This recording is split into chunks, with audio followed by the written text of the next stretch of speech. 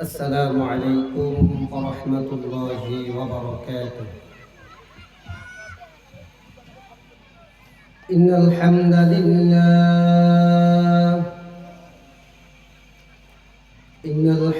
لله نحمده ونستعينه ونستغفره ونؤمن به ونتوكل عليه ونعوذ بالله من شرور أنفسنا ومن سيئات أعمالنا. من يهده الله فلا مضل له ومن يضلل فلا هادي له ونشهد أن لا إله إلا الله وحده لا شريك له ونشهد أن سيدنا وسندنا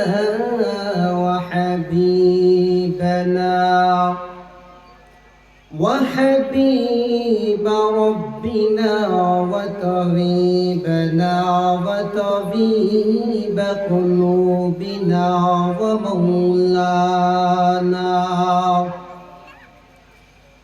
ومولانا محمدا عبده ورسوله الذي أرسله الله تعالى بالحق بشيرا ونذيرا وداعيا إلى الله بإذنه وسراجا وقمرا منيرا.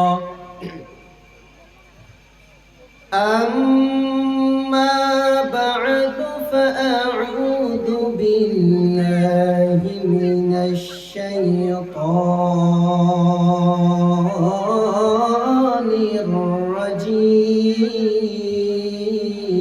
الرجيم.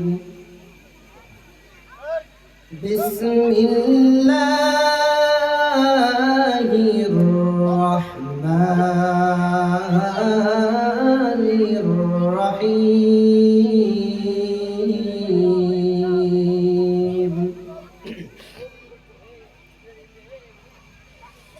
ما سلككم في سقر قالوا لم نك من المصلين ولم نك نطعم المسكين وكنا نخوض مع الخائضين حتى أتانا اليقين إلى آخر الآية. صدق الله مولانا العظيم وصدق رسوله النبي الأمي الكريم ونحن على ذلك من الشاهدين والشاكرين والذاكرين والحمد لله رب العالمين. سبحانك لا علم لنا إلا ما علمتنا إنك أنت العليم الحكيم. رب اشرح لي صدري ويسر لي أمري واحلل عقدة من لساني يفقه قولي.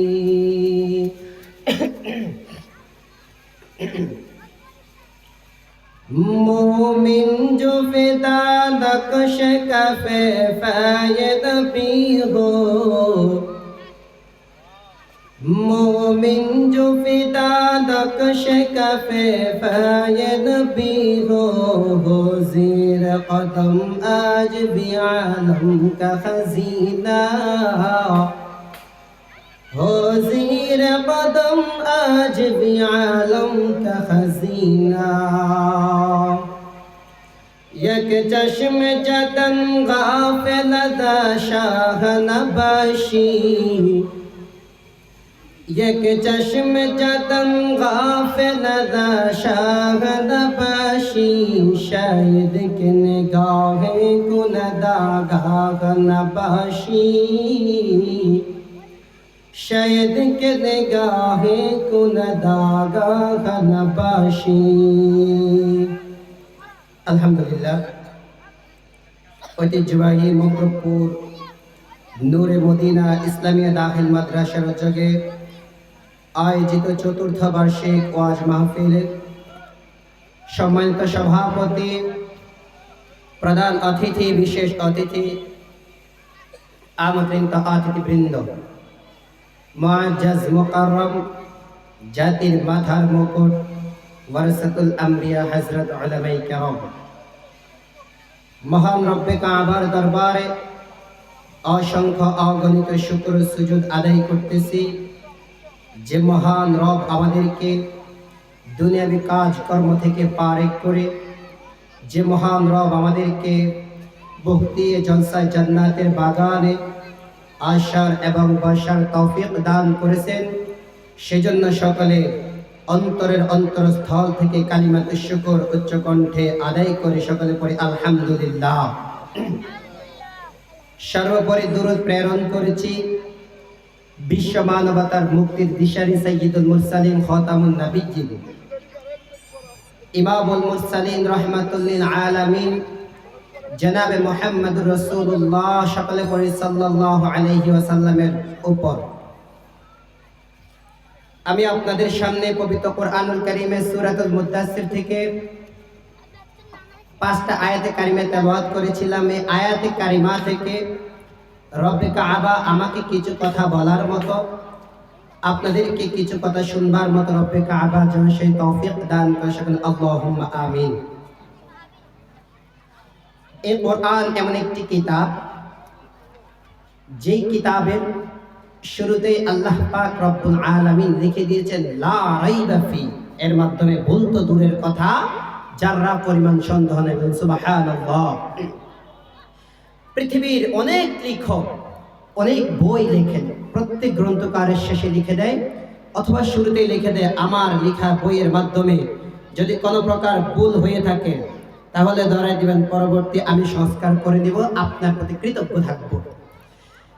কিন্তু আল্লাহ পাক রব্বুল আলামিন এমন একটি কিতাব, যেই কিতাবের শুরুতেই বলে দিয়েছেন লা রাইবা ফি, ভুল তো দূরের কথা যারা পরিমাণ সন্দেহ পর্যন্ত নাই। সুবহানাল্লাহ। এই কোরআন থেকে কিছু কথা বলবো ইনশাআল্লাহ। ভাইরা আমার, আল্লাহ পাক রব্বুল আলামিন আমাদেরকে দুনিয়ায় পাঠিয়েছেন কিছু হায়াত দিয়ে। হায়াত শেষ, আবার দুনিয়া থেকে চলে যাব। এই দুনিয়াটা হচ্ছেন আদ-দুনিয়া মাজরাতুল আখিরাহ, আখিরাতের সামান কামাই করার জায়গায় হচ্ছেন কি দুনিয়া। এই দুনিয়াটা হচ্ছেন একটি পরীক্ষার হল। পরীক্ষার হল কেন? আপনি দেখেন, আমরা যখন পরীক্ষার হলে পরীক্ষা দিতে যাই তখন কেউ উত্তর যদি ভুল লেখে, কেউ সঠিক লেখে, তাদেরকে যারা হল গার্ড করে কোনো ডাক দেয় না, ঠিক না? কোনো বাধা দেয় না। দেখা যাবে ফলাফলের বেলায় পাশের ছাত্র না পেলের ছাত্র। ঠিক আল্লাহ পাক রব্বুল আলামিন আমাদেরকে দুনিয়ায় পাঠিয়েছেন, যাই কিছু করেন, আমল করবেন, গুনাহ করবেন, নেক আমল করলে জান্নাত, নেক আমল না করলে জাহান্নাম। রাস্তা কয়টা? দুইটা রাস্তা।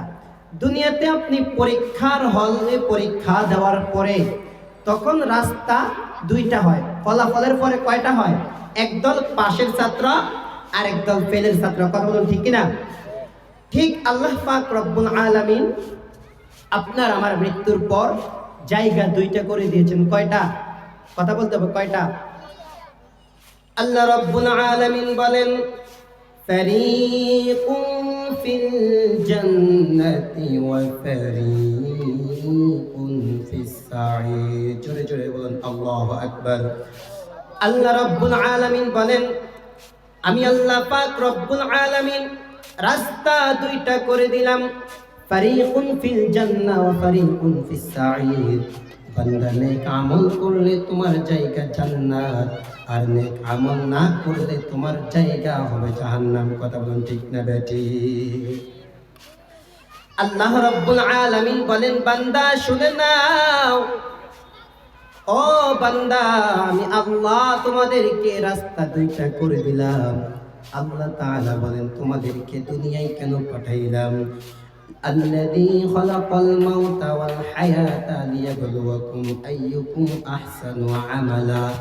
আল্লাহ পাক রব্বুল আলামিন আপনাকে আমাকে এই দুনিয়ায় পাঠানোর কারণ আল্লাহ পাক রব্বুল আলামিন বলেন বান্দা তোমরা নেক আমল করো না বদ আমল করো আমি আল্লাহ দেখার জন্য। আমি আল্লাহ পাক রব্বুল আলামিন বান্দা দুনিয়ায় তোমাকে আর যে দুইটা জাতিকে আমি আল্লাহ পাঠাইলাম, আমি আল্লাহ বললাম ওয়ামা খালাকাতুল জিন্না ওয়াল ইনসা ইল্লা লিয়াবুদুন। আমি আল্লাহ পাক রব্বুল আলামিন জিন এবং ইনসান এই দুইটা জাতিকে আমি আল্লাহ সৃষ্টি করেছিলাম একমাত্র আমি আল্লাহ তাআলার ইবাদতের জন্য। বান্দা অন্য কিছুর জন্য বানাই নাই। ইবাদত করলে বান্দা জাহান্নাম, নেক আমল করলে বান্দা জান্নাত, আর নেক আমল না করলে বান্দা তোমার জায়গা জাহান্নাম। আমি আল্লাহ পাক রব্বুল আলামিন এই কোরআনে হাকিমের মাধ্যমে জান্নাত কেমন হবে, জাহান্নাম কেমন হবে আমি আল্লাহ তাআলা আলোচনা করে দিলাম। হাশরের ময়দানে আল্লাহ পাক রব্বুল আলামিন যখন বিচারের কাজ করা দাঁড়াবে, আল্লাহ ডাক দিয়ে বলবে ও ফেরেশতার দল, যারা গুনাহগার বদকার, যাদের আমল নামা বাম হাতে দেওয়া হবে, তোমরা তাদের বুকটা মাঝখান দিয়ে ছিদ্র করে পিছন দিক দিয়ে হাতটা বের করে দাও। তারপরে তাদের বাম হাতে আমল নামা দিবেন।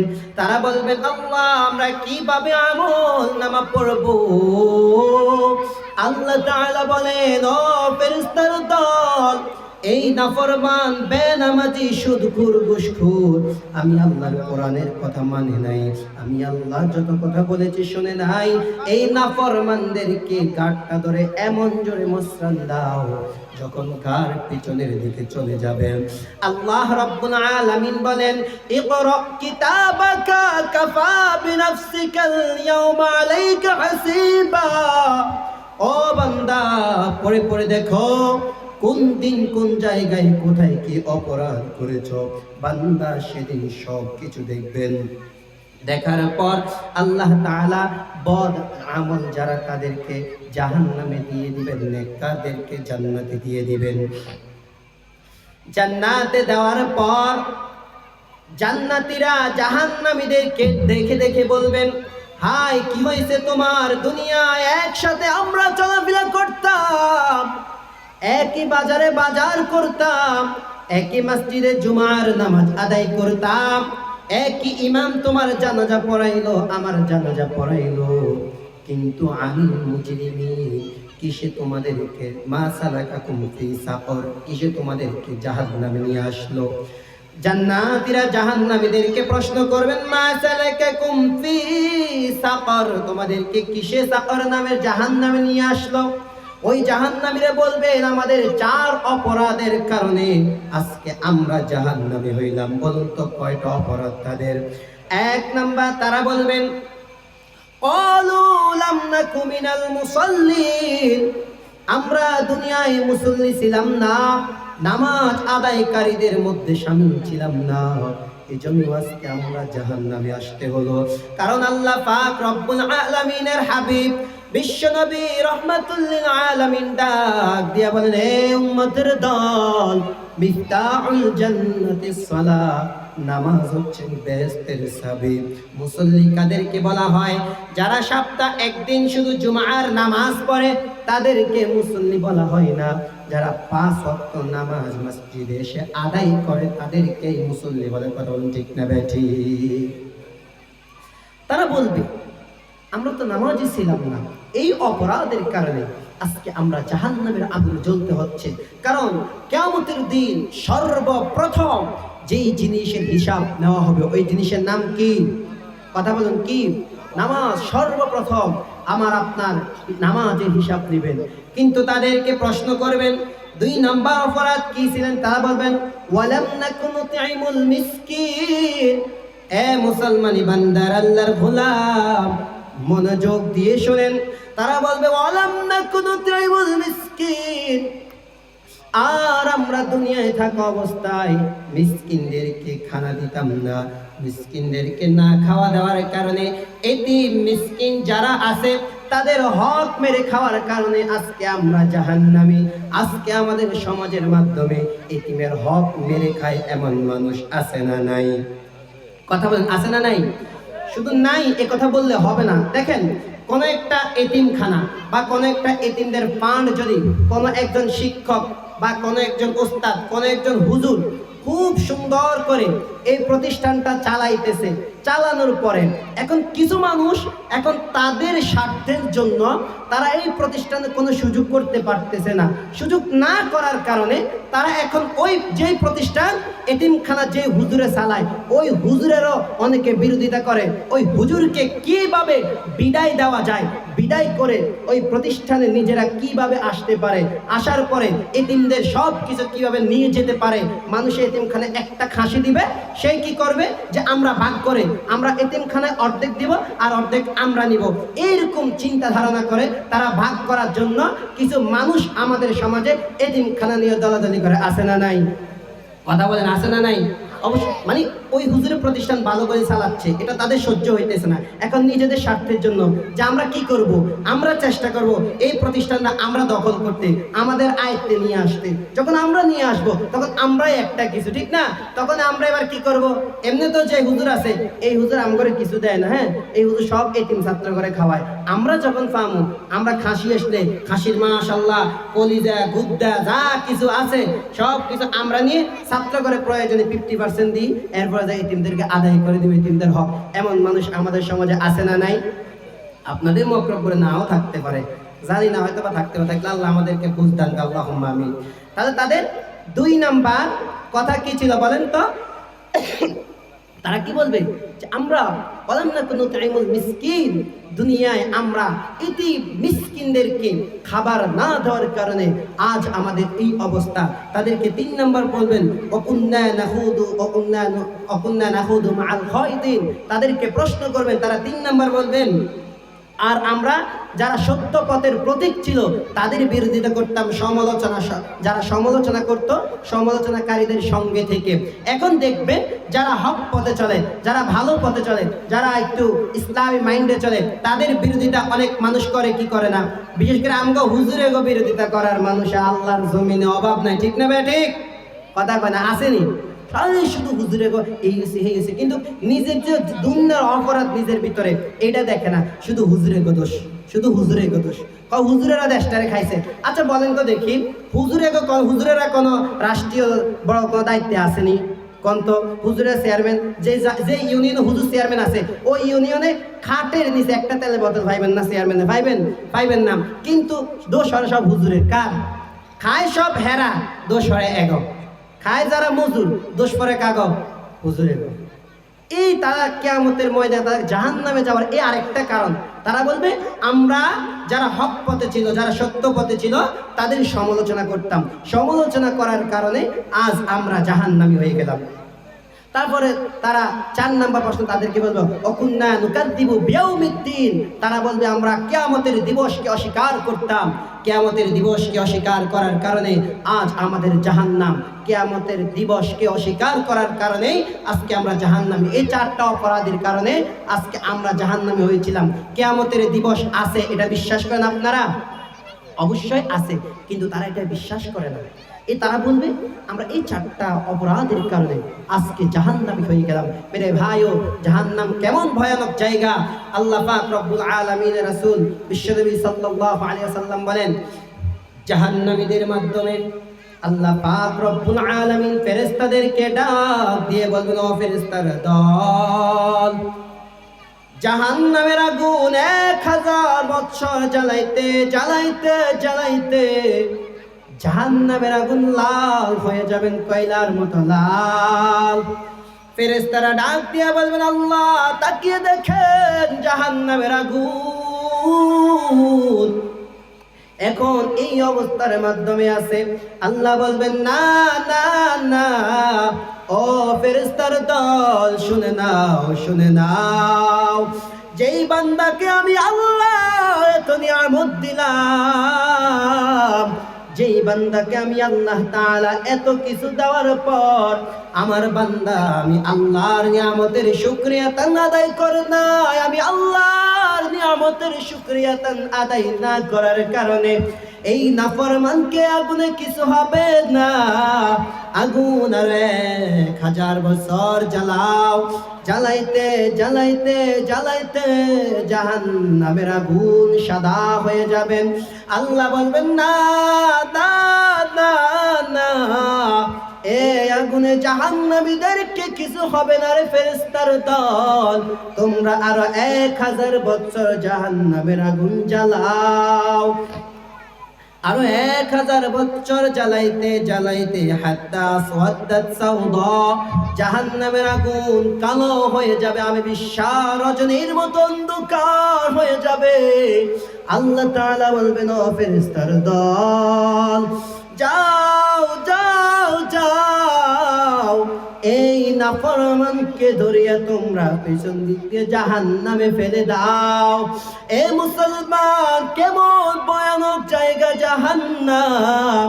আপনি একবার চিন্তা করে দেখেন, দুনিয়ায় আপনি আমি একটা মশার কামড় সহ্য করতে পারি না, কিন্তু আপনার আমার মারা যাওয়ার পর খোদা না খাস্তা যদি জাহান্নামে হয়ে যায়, তাহলে বান্দা গুনাহগার হয়ে যদি গুনাহগার হয়ে যদি মৃত্যুবরণ করতে হয়, তাহলে তোমার আমার জায়গা জাহান্নাম। এই নবীর উম্মতের দল, এ যুবক, মাস্তানি করিস না রে টাকাওয়ালা ভাই, ক্ষমতাওয়ালা ভাই, মাস্তানি করিও না। তুমি আজকে যদি টাকার মালিক হইছ, টাকার বাহাদুরির কারণে আলেম ওলামাদেরকে গালি দিছ, টাকার বাহাদুরির কারণে আলেম ওলামাদেরকে দুরসার করে কথা বলো, মনে রাখবা মনে রাখবা মনে রাখবা, এই মৃত্যুবরণ করার পর কিন্তু তোমার জানাজা আলেম ওলামায়ে পড়াবে। কথা বলুন ঠিক না বেঠিক?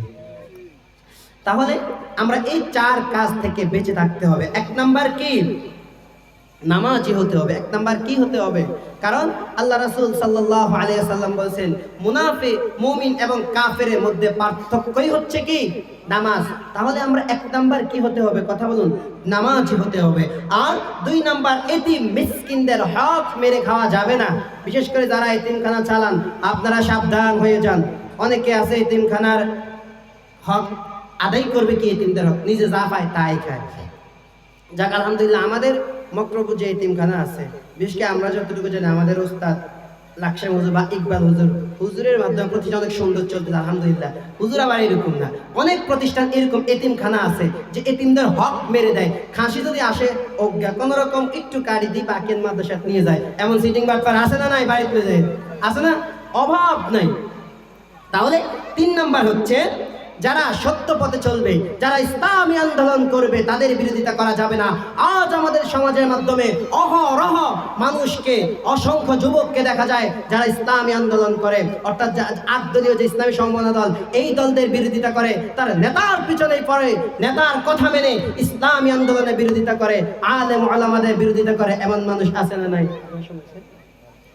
নেতার কারণে, নেতা বলেছে 100 টাকা দিবে, মাথা পিছু 100 টাকা, আরে মিয়া গরু বিক্রি হয়, ছাগল বিক্রি হয়, একটা হাঁস তো কমপক্ষে 700-800 টাকা বিক্রি হয়। আপনি 100 টাকা বিক্রি হয়ে আপনি ওই নেতার পক্ষে গিয়ে আলেম ওলামাদেরকে গালি দেন, খবরদার, মনে রাখতে হবে কাল কিয়ামতের ময়দানে রাসূলুল্লাহ সাল্লাল্লাহু আলাইহি ওয়াসাল্লাম বলেছেন, যার সঙ্গে যার মোহাব্বত তার সঙ্গে তার কিয়ামত। আপনি এটা মনে রাখতে হবে, আপনি নেতাকে মোহাব্বত করেছেন, আপনার নেতা যদি জাহান্নামী হয় আপনিও নেতার সঙ্গে জাহান্নামী যেতে হবে। কথা বলুন ঠিক না ঠিক? আর আপনার নেতা যদি আলেম ওলামারা হয়, যদি আপনার নেতা জান্নাতি দল হয়, তাহলে আপনি বিশ্বাস করতে পারবেন যাকে নেতা মেনেছেন ওই নেতাও জান্নাতে গেলে ইনশাআল্লাহ আপনিও জান্নাতে যেতে পারবেন ইনশাআল্লাহ। তাই আমি যুবক ভাইদেরকে বলবো, আপনারা যারা দলের পিছনে পড়ে, নেতার পিছনে পড়ে আলেম ওলামাদেরকে গালি দেন, খবরদার এই ভুল করবেন না। আলেম ওলামাদের সঙ্গে বেয়াদবি করবেন না। যারা আলেম ওলামাদের সঙ্গে বেয়াদবি করেছে তাদের জীবন ধ্বংস হয়ে গেছে। সুতরাং আপনি এখন অমুক আলেমকে গালি দিচ্ছেন, তুমুক আলেমকে গালি দিচ্ছেন, কেন গালি দিচ্ছেন? আপনার দলের স্বার্থের কারণে। আপনার দল চাঁদাবাজি করবে, আপনার দল টেন্ডারবাজি করবে, আপনার দল যাই কিছু করবে, এর বিরুদ্ধে যদি কোনো আলেম বলে ওই আলেমে খারাপ হয়ে যায়। কেন খারাপ হয়? ওই যে আলেম চাঁদাবাজির বিরুদ্ধে কথা বলার কারণে, ঠিক না? কথা বলেন ঠিক নেই? আপনার দুর্নীতির বিরুদ্ধে কথা বলার কারণে। মানে যে আলেম আমার নেতার বিরুদ্ধে কথা বলবে সেই আলেমে খারাপ, আর যে আলেম আমার নেতার পক্ষে কথা বলবে, দালালি করবে, নেতার পাশ আটবে, ওই আলেমে ভালো, ঠিক না? ওই আলেমকে খারাপ বলে না। মেরে ভাইও মনে রাখতে হবে, একদিন আগে হোক আর একদিন পরে হোক আমাদের সবাইকে মৃত্যুর স্বাদ গ্রহণ করতে হবে। ওয়ালাউ কুনতুম ফি বুরুজিম মুশাইয়াদা, শক্ত একটি পাথর কেটে যদি ওই পাথরের ভিতরে ঢুকে যান, আল্লাহ তাআলা পাঠানো ফেরেশতা মালাকুল মাউত ওখানে গিয়ে ধরবে।